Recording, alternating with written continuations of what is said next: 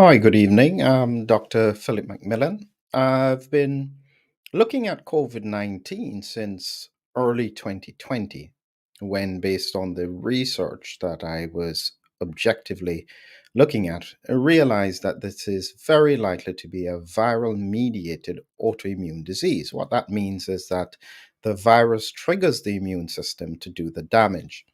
Autoimmunity is relatively common across the population, and therefore, my concern has always been that without this important understanding around COVID 19, it's inevitable that critical mistakes will be made. So that's my perspective, and it colors everything that I talk about when it comes to COVID 19. So today I'll be handling as sensitively as I can this important paper, Is Vaccination Approaching a Dangerous Tipping Point? This was by Peter Marks, and I'll come back to that in a little bit. And I'll be sharing some thoughts around how we look at things clinically, especially in the context of a complex disease like COVID 19. Before I start, I'd like to remind everyone that coming up in another 3 days. This is on Thursday, depending on when you're watching it. I'll be then doing this presentation, Vaccine-Induced Abnormal Heart Physiology and Function Potential Mechanisms. This is all tied to the fact that there were some interesting observations out of PET scans that were done in Japan and suggests that the heart is not working in the same way after vaccination in some people, not everybody. Very important discussion and thought exercise. So if you're interested, please join. There are no longer any free tickets left, but there are donation tickets, and anything is acceptable. So thank you very much if you're interested in joining us. So, getting back to this question, and I have to be very sensitive about discussing this because misinformation has consistently been within the remit or considered the remit of anything that is anti vax.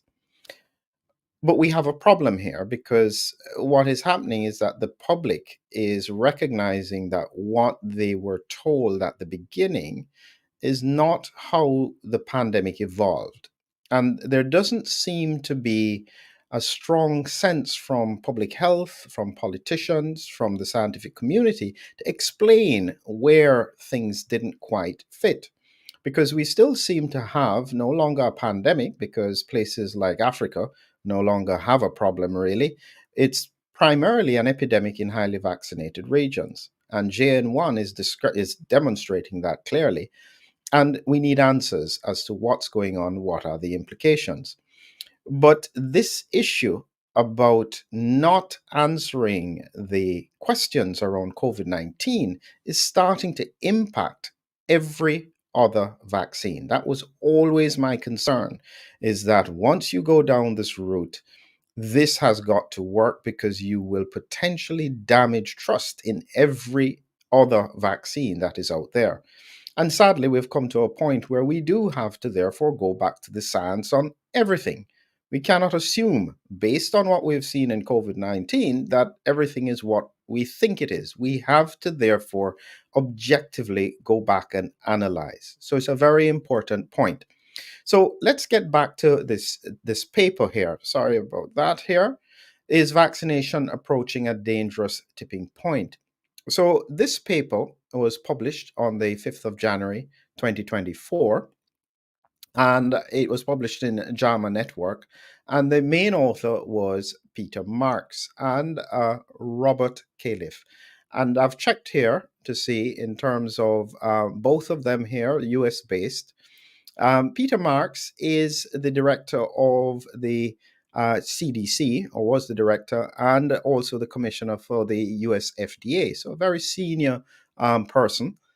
And Dr. Califf here was Life Sciences and board member for cytokinetics. So without a shadow of a doubt, they're within what you would call the category of those who are strongly supportive of vaccination, COVID vaccination, and otherwise. And that's a pro-vax position. Now, as I said, as a clinician, I tend to look at things in a much more balanced and nuanced way, in that rarely is something ever all bad, and rarely is something ever all good. A typical example of the kind of problem we can get into if we take our memories back to the 1960s with thalidomide, this drug that was supposed to be great for morning sickness. In truth, it was a very good drug, just not for pregnant women.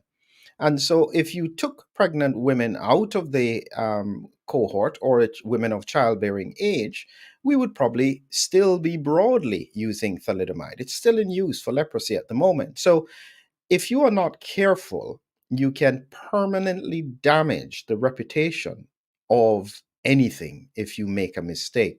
So let's go to what exactly is their problem. And you can see here is that, as you can see, pointing out, as he said, vaccination, one of the most highly effective public health interventions responsible for saving millions of lives each year. So they're highlighting that historically, vaccination has been very, very important.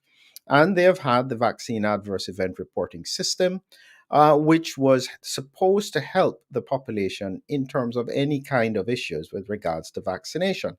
That was all well and good, and it was working very well for many, many years. So you have a problem here now where they are finding a trend where the public are no longer wanting to take any vaccines. So they are recognizing this trend and they're urging clinical and biochemical community to redouble its efforts to provide accurate, plain language information regarding the individual and collective benefits and risks of vaccination. That's good. Benefits versus risks. That's always what we want to talk about.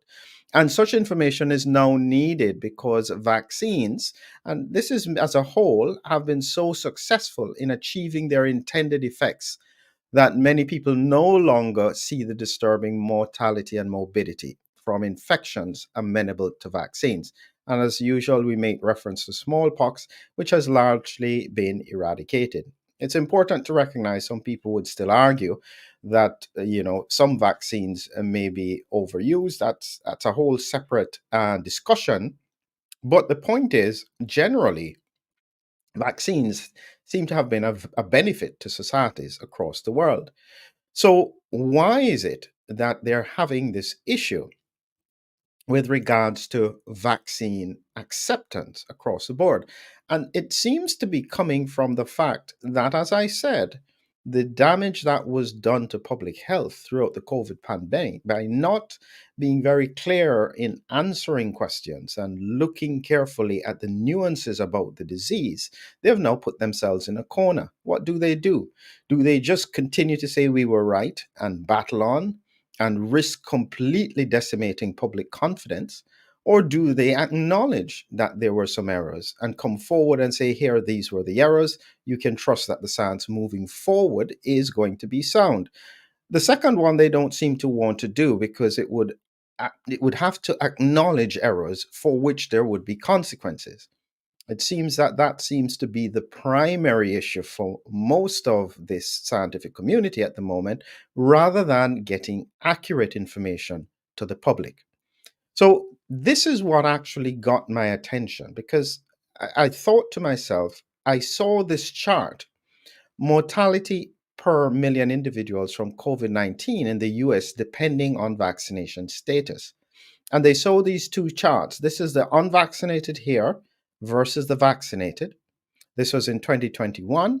And this is what they have here, the unvaccinated again here versus the vaccinated in 2023. This is 1 month. This is October 2021. This is April 2023. Not sure why they picked just those dates. But when I looked at it, my initial instinct was to say, wow, is that actually really right? I didn't realize that that was so significant. So the point is that if it caught my attention in that way, it's likely to have caught the public's attention in the same way. The problem is that because I understand what I'm seeing, and let me say that what you're not seeing is an overwhelming of hospitals with COVID-19 from the unvaccinated anymore. You may have seen some of that earlier in the pandemic, but at this point, natural immune seems to be working extremely well.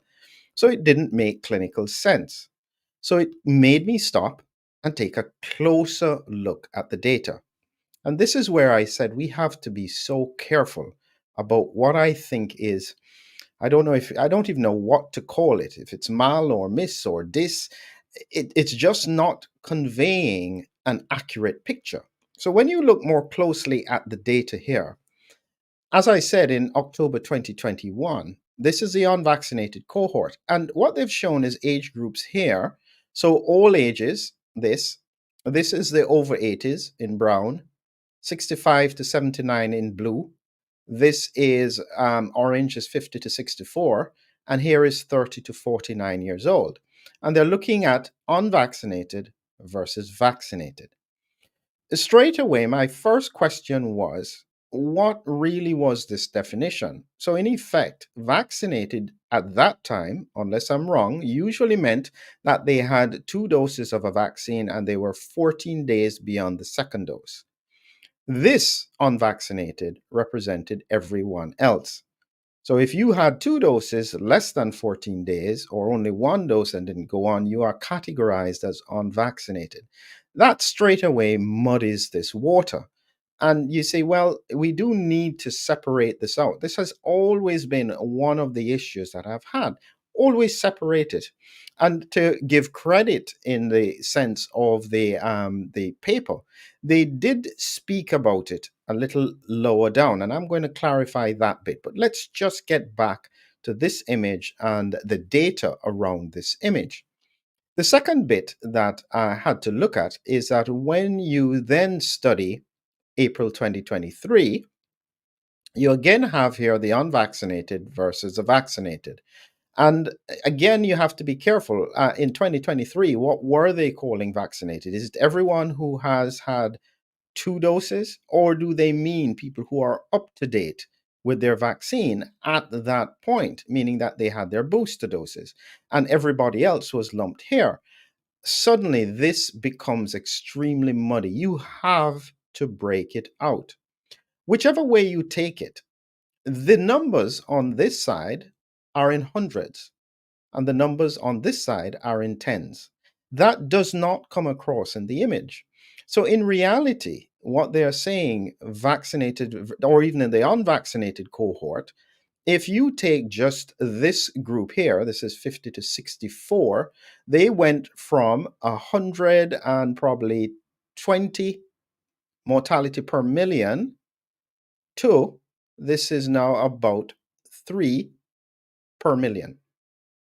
And that, therefore, is if you took this chart and put it over here, it would look something like this: unvaccinated in 2021, unvaccinated in 2023.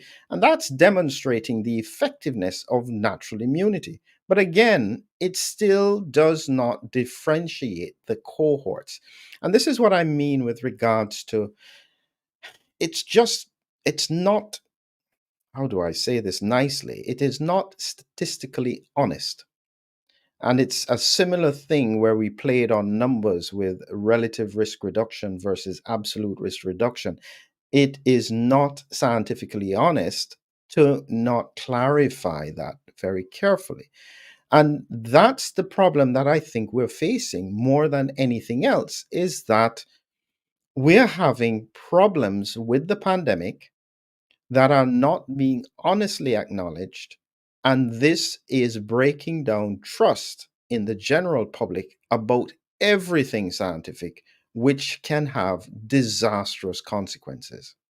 So, when we go back to what they said here, and I think that this is important because although the argument is made that COVID 19 is not a serious illness in younger individuals, those who received at least 1 dose of any COVID vaccine had a notably reduced risk of dying from this disease compared to those who had never been vaccinated.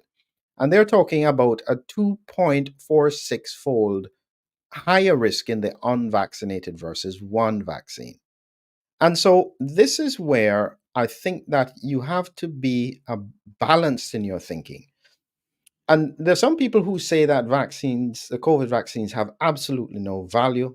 I don't think that that's necessarily accurate. In most of clinical medicine, if you utilize something in the most efficient way, it's likely to have benefit. If you don't, it's going to cause problems. That's how it is in the context of clinical medicine. So I'm going to give you a simple example here for something that we see and do regularly in clinical medicine. So this is about atrial fibrillation.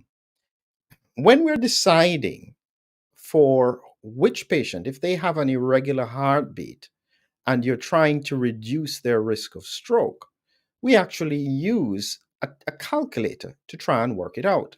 It's based on their age, male versus female, whether or not they have heart failure, hypertension, previous stroke, vascular disease, diabetes history, and it calculates that individual's risk so that you can very specifically work out the risk benefit for anyone.